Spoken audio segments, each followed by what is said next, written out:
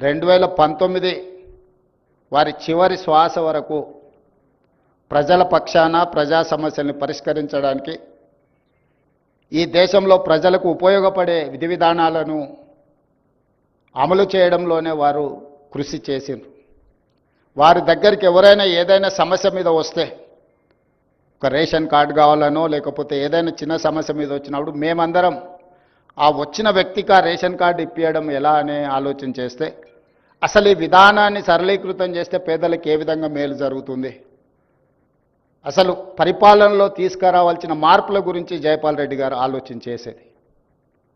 కల్వకుర్తి ప్రాంతానికి ఈరోజు విద్యుత్తు అందరికీ అందుబాటులో వచ్చింది. కరెంట్ అనేది పెద్ద ఇష్యూ కాదు ఇప్పుడు.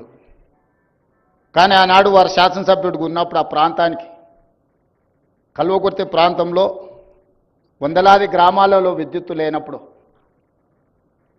అక్కడి రైతులలో, అక్కడి పేదల జీవితాలలో వెలుగు నింపాలి అనంటే, అక్కడ అభివృద్ధి జరగాలి, వ్యవసాయంలో రాణించాలి అనంటే విద్యుత్ అవసరాన్ని మొట్టమొదట గుర్తించి ఆ రోజు వారు ఆ ప్రాంతాన్ని అత్యధిక అభివృద్ధి చెందడానికి అవసరమైన ప్రణాళికలను సిద్ధం చేసిండ్రు.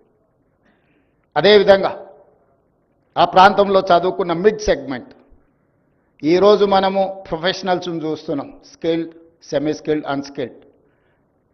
ఈ అన్స్కిల్డ్ సంబంధించిన ఆ రోజుల్లో రైతుల కుటుంబాల నుంచి వచ్చిన విద్యార్థులను, నిరుద్యోగ యువకులను వాళ్ళకున్న పరిజ్ఞానం మేరకు వివిధ డిపార్ట్మెంట్స్లో ఉద్యోగాలు ఇప్పించడం వల్ల ఈరోజు ఆ కల్వకుర్తి ప్రాంతంలో చాలా కుటుంబాలలో ఒక మార్పు వచ్చింది. ఇలాంటి మార్పుతో పాటు వారు గొప్పగా చట్టాలు, శాసనాలే కాదు, గొప్ప వక్తగా రాణించడం వల్ల వారు ఉత్తమ పార్లమెంటేరియన్గా, he was an youngest parliamentarian, he has received best parliamentarian award from south. ఆ రోజుల్లో ఈ ప్రాంతానికే గౌరవం తీసుకొచ్చి ఈరోజు దేశ రాజకీయాలను గమనించినప్పుడు, తెలంగాణ ప్రాంతం యొక్క పాత్రను మనం చూసినప్పుడు, ఈ ప్రాంతం నుంచి గొప్పగా రాణించింది పివి నరసింహారావు గారు. పివి నరసింహారావు గారి తర్వాత ఆ స్థాయిలో గుర్తింపు, గౌరవాన్ని చట్టసభలలో తీసుకొచ్చింది జైపాల్ రెడ్డి గారు అని చెప్పి ఈ సందర్భంగా మనం అందరం గుర్తు చేసుకోవాలి. దేశ రాజకీయాల మీద చెరగని ముద్ర వేసిన Jaipal Reddy memorial awards receivers, I wanted to congratulate them. This is one of the rarest opportunity.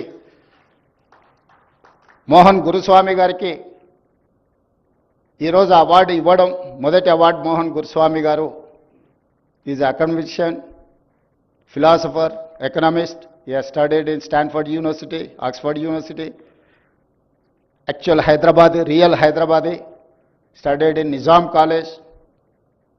అలాంటి మేధావులకు తెలంగాణ అభివృద్ధిలో, హైదరాబాద్ అభివృద్ధిలో భాగస్వాములైన చాలామంది పెద్దలకు, డాక్టర్ జీవీ రావు గారికి, సుబ్బారావు గారికి, చాలామంది ఇక్కడ జైపాల్ రెడ్డి గారు మెమోరియల్ అవార్డ్స్ ఇవ్వడము, ఈ ఒక మంచి కార్యక్రమాన్ని ఏర్పాటు చేసి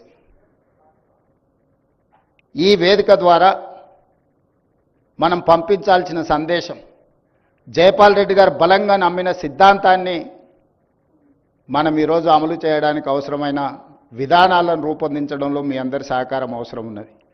జైపాల్ రెడ్డి గారు మొదటి నుంచి రాజకీయాలలో ధన ప్రభావాన్ని తగ్గించాలి, రాజకీయాలలో ప్రజాసేవ, ప్రజల యొక్క మేలు కోసం చేసే విధి విధానాలను తయారు చేసే వాళ్ళ ప్రాతినిధ్యం ఉండాలి. జైపాల్ రెడ్డి గారు ఆ రోజుల్లోనే, ఈరోజు మేము ఏదైతే సోషల్ జస్టిస్ గురించి మాట్లాడుతున్నామో, SC, ST, BC, minority representations గురించి మాట్లాడుతున్నామో, కల్వకుర్తి రాజకీయాలలో బ్లాక్ అధ్యక్షుల నుంచి సమితి అధ్యక్షుల వరకు సోషల్ జస్టిస్ను ఇంప్లిమెంట్ చేసి, ఆనాడు మండల్ కమిషన్ని అమలు చేయాలనుకున్నప్పుడు విపి సింగ్ గారికి అండగా నిలబడి మండల్ కమిషన్ని అమలు చేయడానికి అవసరమైన ప్రణాళికలను రచించడంలో కూడా శ్రీ జైపాల్ రెడ్డి గారు తనదైన పాత్రను పోషించడం జరిగింది. ఒకప్పుడు వారు ప్రత్యేక తెలంగాణకు వ్యతిరేకంగా ఉన్న మొదట్లో వారి విద్యార్థి రాజకీయాల నుంచి ప్రజా జీవితంలోకి వచ్చినప్పుడు తెలంగాణ రాష్ట్ర ఏర్పాటు ప్రక్రియలో వారు భాగస్వాములు కాకపోయినా ఈరోజు తెలంగాణ రాష్ట్రం ఏర్పాటులో జైపాల్ రెడ్డి గారి పాత్రను ఎవ్వరు తీయలేరు. జైపాల్ రెడ్డి గారు లేకపోతే, జైపాల్ రెడ్డి గారి సహకారం లేకపోతే తెలంగాణ రాష్ట్రం వచ్చి ఉండేది కాదు. వారి సమయస్ఫూర్తి, వారి అనుభవం, లోక్సభ రాజ్యసభలో బిల్లును ఆమోదింపజేయడంలో ప్రధాన ప్రతిపక్ష నాయకురాలు సుష్మా స్వరాజ్ గారు చర్చ లేకుండానే లోక్సభలో బిల్లును ఆమోదింపజేయడంలో జైపాల్ రెడ్డి గారు అత్యంత కీలక పాత్ర పోషించారు. అందుకే నేను చెప్తున్నా, జైపాల్ రెడ్డి గారికి రాజకీయ ప్రత్యర్థులే కానీ శత్రువులు ఎవరు లేరు. He doesn't have any enemies in politics. Is only political opposition is there. That is how he has made his efforts, he has put his efforts to pass Telangana bill in Lok Sabha as well in Rajya Sabha.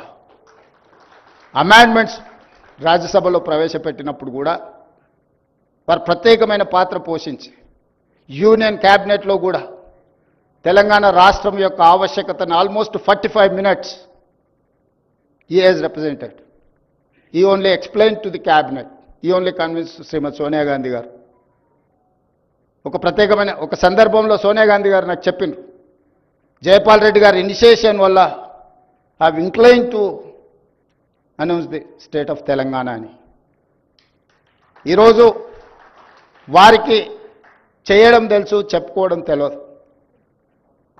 ఆయన తరఫున ఎవరూ తెలంగాణ రాష్ట్రంలో ఆయన పోషించిన పాత్రను మన వాళ్ళు చెప్పలేదు, కానీ పక్క రాష్ట్రంలో ఉన్న ఉండవల్లి అరుణ్ కుమార్ చాలా స్పష్టంగా చెప్పింది తన పుస్తకంలో.